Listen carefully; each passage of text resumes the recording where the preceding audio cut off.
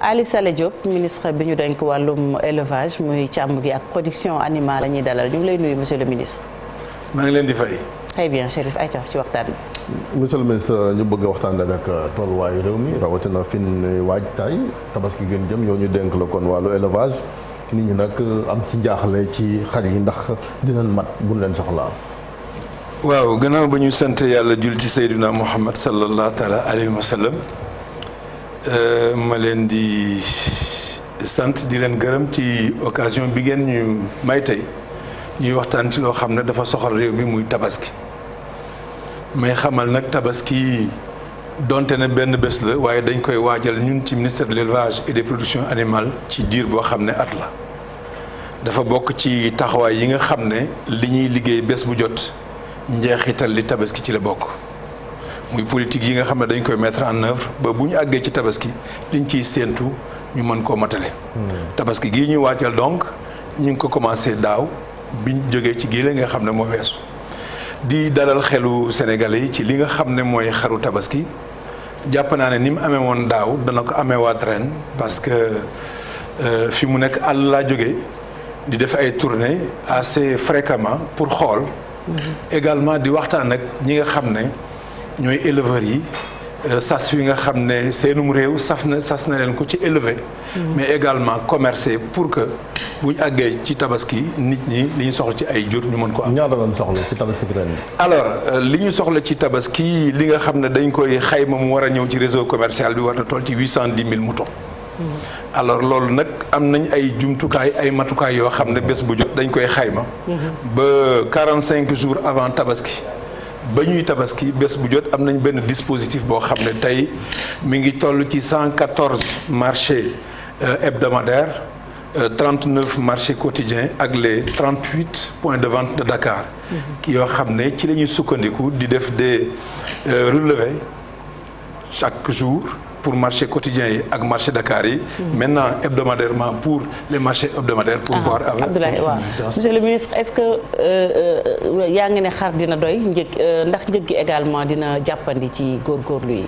waaw njëg gi moom il faut être très relatif xam nga damay faral di wax ne. gis nga soxna Faati tey booy dem HLM. bëgg a jënd bazin da nga xam li ngay yóbbaale. parce que xam nga ci sa xel ne. basin 2 mètres 2500 am na 3000 am na 4000 am na ba 12000 am na donc ki nga xam ne également day waajal boppam ci mbiru tabaski war naa jàpp ne. loolu lépp dafay am te damay faral di wax ne c'est très important gis nga sunu éleveurs yi. ku dem ci àll bi gis li ñuy daj di fa dem fréquemment c'est des entrepreneurs effectivement en élevage. ils ont des modèles économiques dañuy sàmm. di wuti ndox di yendu ci àll bi donc ñooñu dañuy liggéey. donc loolu nag ñuy liggéey il faudrait pas que après que l'on pense effectivement parce que ci àll bi nag lañu nekk liggéey bu nu ñëwee ci taax yi li ñu koy jaay dañ koy jaay ci njëg yoo xam ne effectivement dafa xaw a suufee ba gën a suufee li nga xam ne moom la ñuy dañ. donc c'est un modèle économique c'est un marché. par conséquent li nga xam ne li ñu laaj rek mooy li seen ak seen yelleef. Ablaye 800000 têtes monsieur Nguer fu xar yi jógee parce que xam nañ ni li doon compléter production locale bi Mali Niger waaye Mali la doon transiter ci conditions yu nekkee tey ci frontière bi. waaw loolu dama koy leeral gis nga ni ko nit ñi xalaate moo demeewul noonu. gis nga à la veille de chaque tabaski président de la République dafay jël benn. circulaire bokk na ci benn point bu important ci circulaire boobu mooy dañuy suspendre l'ensemble des taxes ku ñu ne les taxes d'entrée ça veut dire quoi ça veut dire que xar yi nga xam ne dafay jóge bitim réew amatuñ intérêt pour nëbbatu parce que dañuy suspendre taxes yi ensuite ñu encadrer leen tout le parcours pour que ñu ñëw à destination loolu li ñu ciy jublu mooy ñun xar mu fi dugg dispositif de surveillance bi ñuy def danañu mën a permettre effectivement ñu leen di dénombrer. wax naa ko sànq 45 jours avant. alors daaw bu ñu xaymaa li nga xam ne mu ngi dugg ci réew mi dama jël exemple comme daaw. on a une série chronologique sur une dizaine d'années daaw li fi dugg toll na ci 247 843. moo fi dugg daaw. ci 247 883 50 000 et quelques réexporté nañ ñu jëm à partir du marché de Missirah Wadène ñu dem Gambie donc loolu boo ko rapporté aux 810 000 yi ñu soxla da nga gis ne ça va tourner autour de 78,2 de couverture nationale donc ñaari xar maanaam yi jaar ci réseau commercial bi fukki xar yi fi jaar 8 yi fii leen juddoo fii leen yare ñaar ñooy jóge bitim réew donc ñaar yooyu nag ñun mooy suñu point d'indication mooy suñu indicateur pour liggéey ci pour éventuellement aller vers l'autosuffisance effectivement en mouton donc li nga xam ne dañuy xalaat ne fi lay jógee li ëpp fi lay jógee ñaareel bi ma bëgg wax mooy xam nga embargo bi ñuy wax ça ne concerne pas les produits de grande consommation d'accord tey ci tey bu ngeen demee boo tukkee diggante fii ak Tamba rek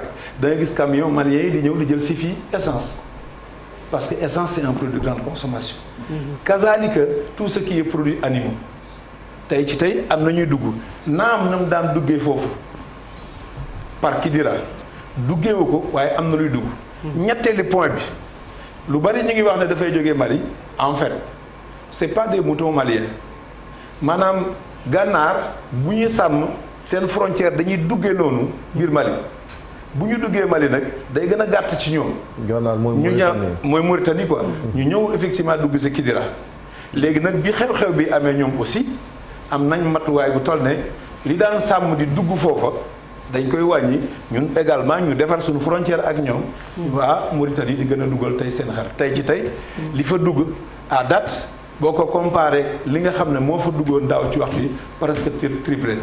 Malick.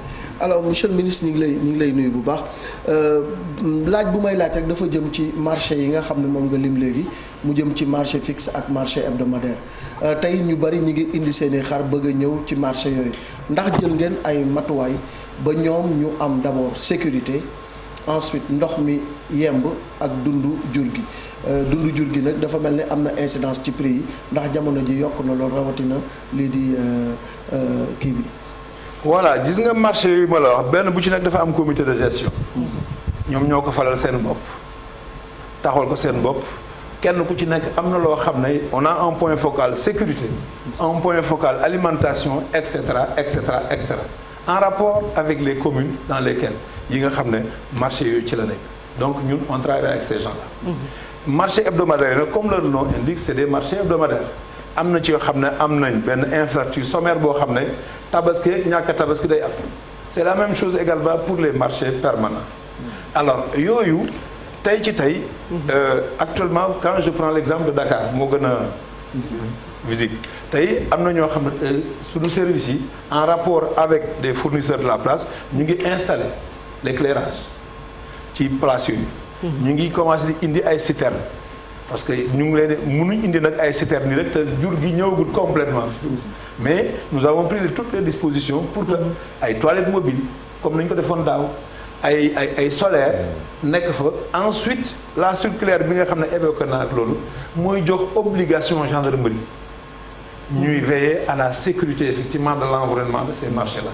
Que ça soit ici à Dakar qu'à l'intérieur. mais fii travaux yi monsieur le ministre BRT bi fu ne ñu wàqi ko fan daa def nga xam ne nit ñi daan fa ñëw di jënd mënatul ko sax am fii ci Dakar. Oui. est-ce que loolu tenir ngeen ci en compte. oui et pourtant 33 marchés la ñu amoon point de vente la ñu amoon ci Dakar ren am nañ 38. donc ça veut dire que yokk na 5 points de vente. yan yombal ngeen indil ñoom éleveurs yi ci wàllu taxe ak lu ni mel pour que mu mën a rek am njeexital ci njëg yi pour askan. waaw taxe maanaam duñ ko fayeti. maanaam juuti bi ki dem ci marché bi 45 jours avant dootoo fayeti juuti. ki jógee bitim réew également les droits de porte doo ko fay. Sécurité bi également la circulaire fait en sorte que ñooñu dañ leen di encadrer. camions yi jógee Mauritanie. wala Mali. dafa am ay macarons également yu leen di jox ñu koy taf à l'entrée du territoire pour montrer aux forces de sécurité et de défense que ñii ay jur la ñuy convoyer effectivement jëm ko ci pour les besoins de Tabaski. Moi-même j'étais en Mauritanie il y a quelques mois pour discuter avec les autorités mauritaniennes de ça pour leur faciliter en fait leur activité commerciale au Sénégal. waaw dama dégg léegi nga ne juuti dootuñu ko fay te ku xam maire yi wala collectivités yi ni ñuy doxee fii ñu bëri si ñoom dañ doon yàkkamti opération tabaski lu am luñ ci jëlee fan boobu ndax da ngeen jot a discuter ak ñooñu wala dafa am matuwaay yoo leen jël. non xam nga loolu lépp ñu ngi koy jël pour gën a pour que njëg li jàppandi. njëg yow xam nga aussi dañoo am koo xam ne day jaay c'est le commerçant de bétail dafa am koo xam ne day jënd mooy yow mooy man pour jënd tabaski am na ku nekk ci digg bi c'est l'État, c'est un démembrement de l'État, effectivement c'est ça. État nag moo jaboote ñëpp. day seet balance bi naka la koy defee ba kenn ku nekk ci ñi nga xam ne ñoo nekk ci cat kiy jaay ak ki nga xam ne day consommer effectivement parce que ñoo ñëpp doomu état bi. Voilà en fait l'approche qui est derrière qui fait en sorte que ñu war a mën a jël mesure bi mel noonu. Alors monsieur le ministre ñu wax léegi ci ñi nga xamante ni ñoom ñooy les éleveurs de grand standing si j'ose dire mooy ñi nga xamante ni dañuy nekk en tout cas dans les zones urbaines. di yar ay laadum ak yi ni mel loolu tamit ministère élevage ban taxawaay la ci am ci wàllu boobu dans la vie de tous les jours hein, pas seulement ci wàllu tabaski. Bon juste rappeler la politique de l'État en matière d'élevage mooy cëslaay li tax ñu mën a comprendre en fait importance question bi nga jox. xam nga nous sommes 17 millions de Sénégalais avec un croît démographique de 3 et quelques %.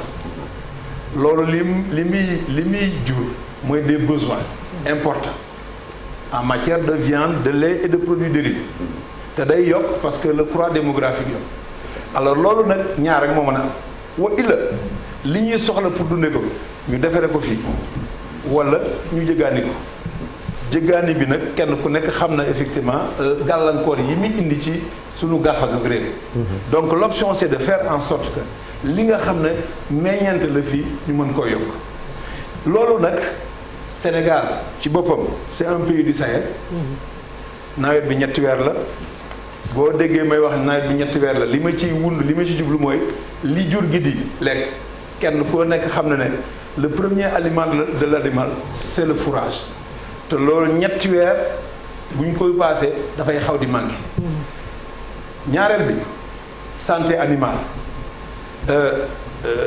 ak jur moom d'abord bu lekkut moom nit a yem li ñuy séntu ci moom di am bu wéree day également li ñuy séntu ci moom du ko matale ñun dañoo fasanti ko ay yeneen réew Mali Mauritanie Guinée c'est des pays d'élevage sunu jur gi dañuy demante ko dikk feebar bu amee fee yow boo aarul sa bopp wala bu fekkee ne liggéeyoo ak kooku également daanaka jafe-jafe day am je suis en train de camper les éléments de contexte alors ñun nag l'option qu'on a prise au Sénégal la politique c'est de faire un focus sur l'alimentation premier élément. mais alimentation moom monsieur le ministre jot ci dafa jafe parce que aliment de bétail dafa cher fan yi en fait xam nga booy expliquer day baax cëslaay li nga génne ko ba pare. il faut ñu xam lan moo tax aliment bi cher ak naka lañ ciy jotee. ak yàpp bi cher lépp kay boo ko bëggee man danaa la wax lépp. ayca ñëw ñu ngi lay déglu. yàpp bi tamit cher loolu. maa ngi ñëw. waaw ñu ngi lay déglu ayca. voilà donc xam nga pour ñu comprendre également mu ñu fini. absolument donc focus sur l'alimentation parce que il nous faut beaucoup plus de productivité en fait.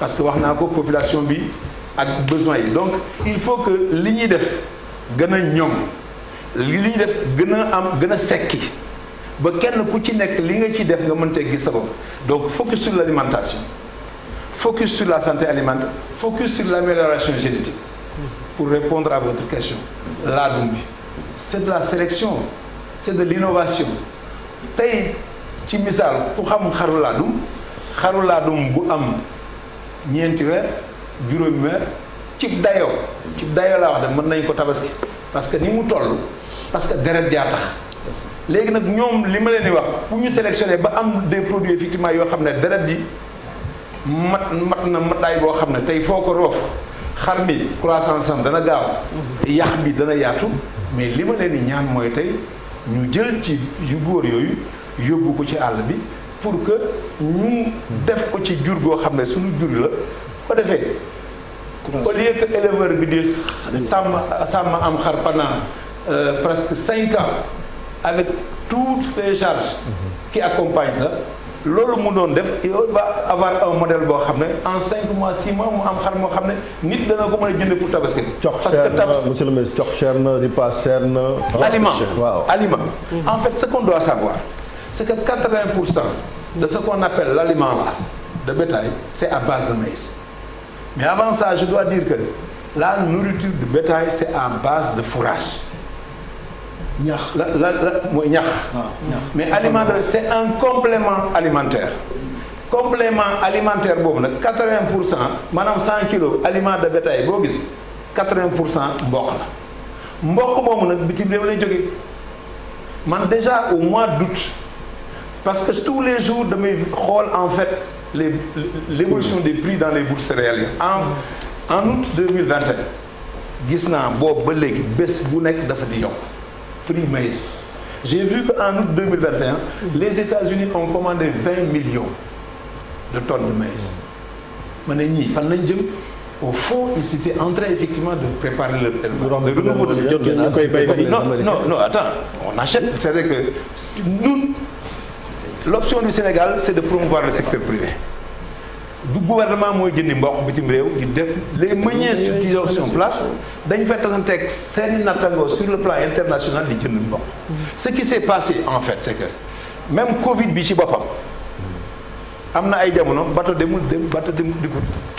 kay bay même bu fekkoon ne day bay ci bitim réew am na foo xam ne am mbayam fa la mën a yem parce que excédent bu ci topp dootu ko mën a jaay je veux dire l'impact de la food il s'est ajouté maintenant li nga xam ne xew na fa tey ci tey le surplus commercial de maïs dafa wàññeeku ba nga xam ne ñii di defar aliment de bétail bu ñu ko bëggee aussi lañ ci bëgg duñ ko am la solution c'est pour moi c'est ça qui est important. C'est quoi la solution? La solution pour nous c'est que ñu promouvoir en fait les cultures fourragères xam nga culture fourragère dafay di loo xam ne mbayum ñax la am na ñax yoo xam ne tey aja tey mën nga koo jëmbat tey juróomi at muy dund fii ak yaa ngi koy rosé 21 jours yi rek nga dagg. soo daggee rek.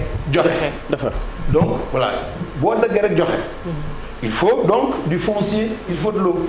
et puis dañuy gis. à part ça maintenant il y a même des variétés effectivement développées par l'ISRA yoo xam ne nawet lañ koy bay.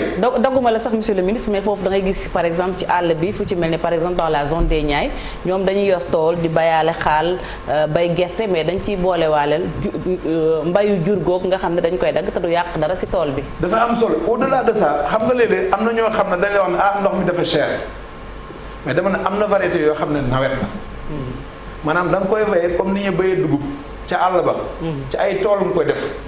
léegi boo ko daggee nag am na denc boo xam ne ci ker lañ koy denc boo ko dencee boo ko génnee wa ñeenti weer juróomi weer maanaam boo demee ba nga xam ne ñu ngi ci noor boo ko génnee. en fait ferñeent ya ca nekkoon moo cee nekkaat. day mel na yaa ngi jox sa jur ñax mu tooy. très bien et donc ñun nag loolu la ñuy promouvoir. barkaati démb tey boo demee par exemple effectivement à Colonna.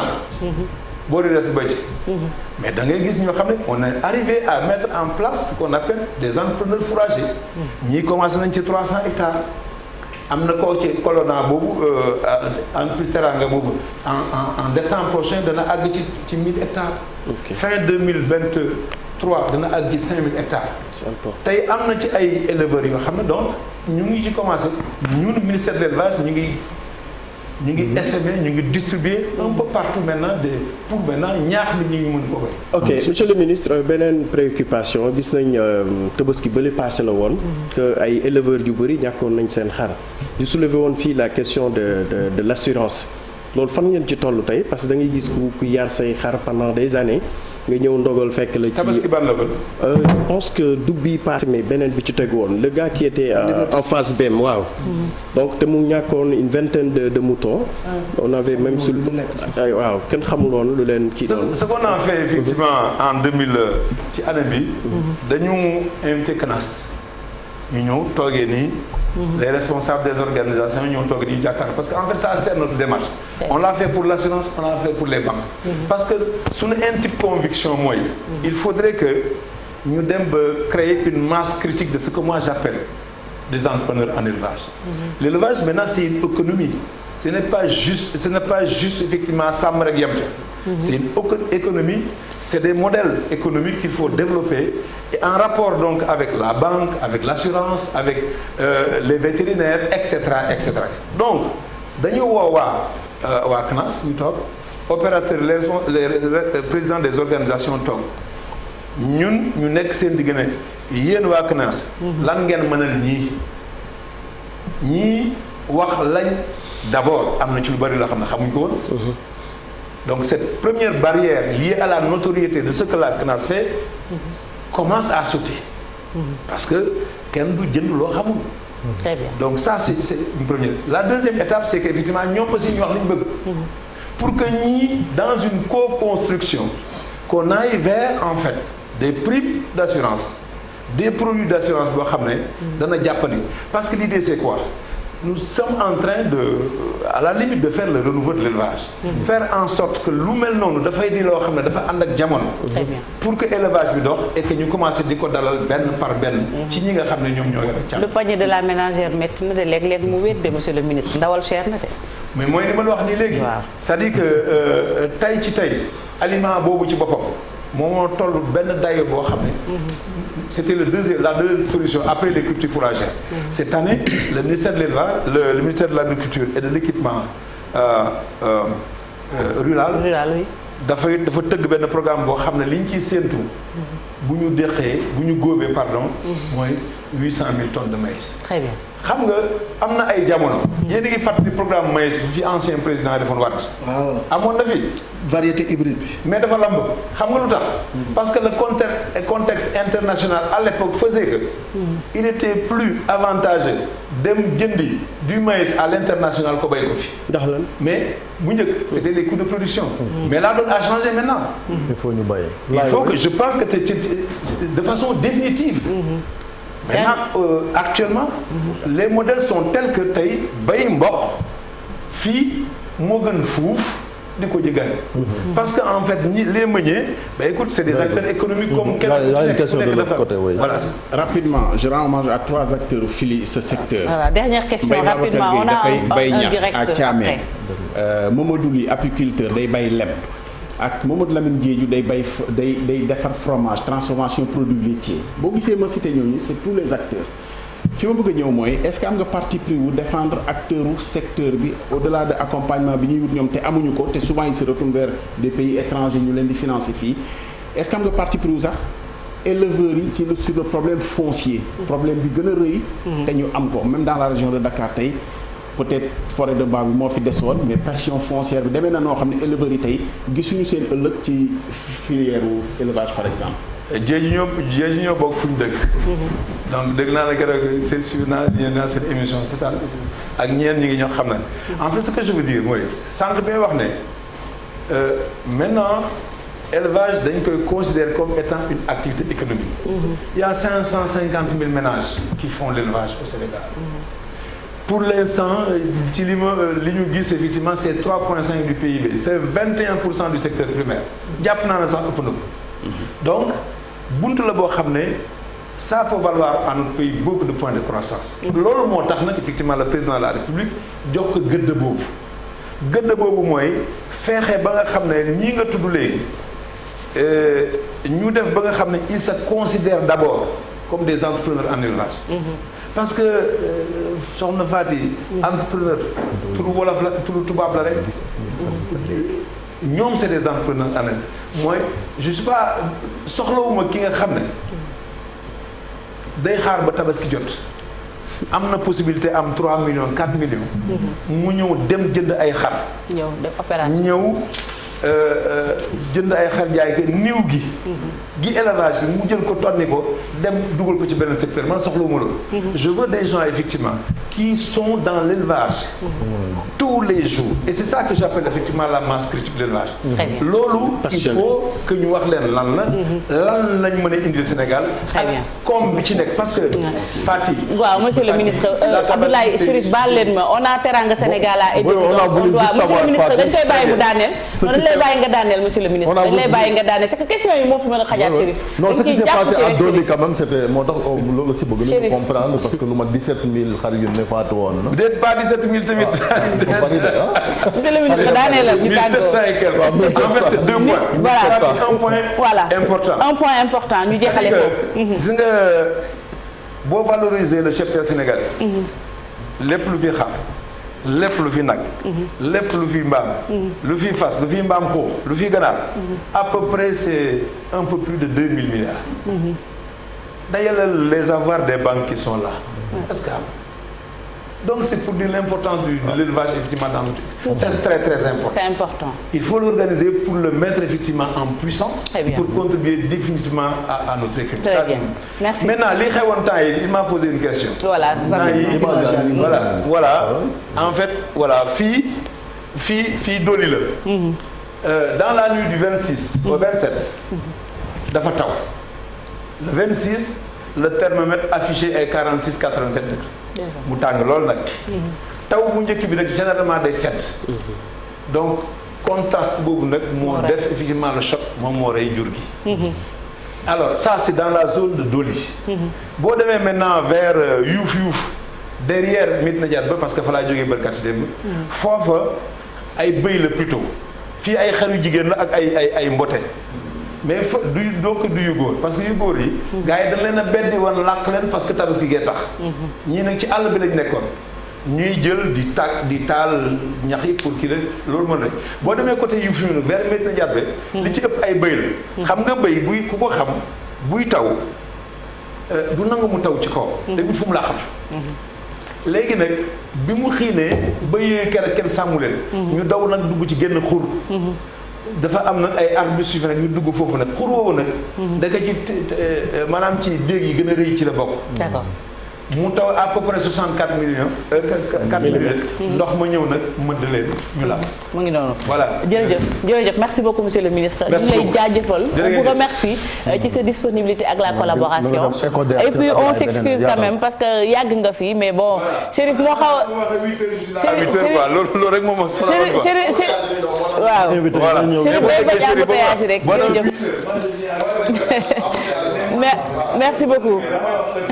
merci beaucoup monsieur le ministre très bonne journée aywa amin yaa rabbi jërëjëf merci beaucoup monsieur le ministre Aly Saleh Diop moom lañ dénk lu jëm ci wàllum càmm gi ak production animale léegi ñu dem ci ñaari yéenekaay Groupe Futurs Médias laata ñuy dalal Oumy Samb.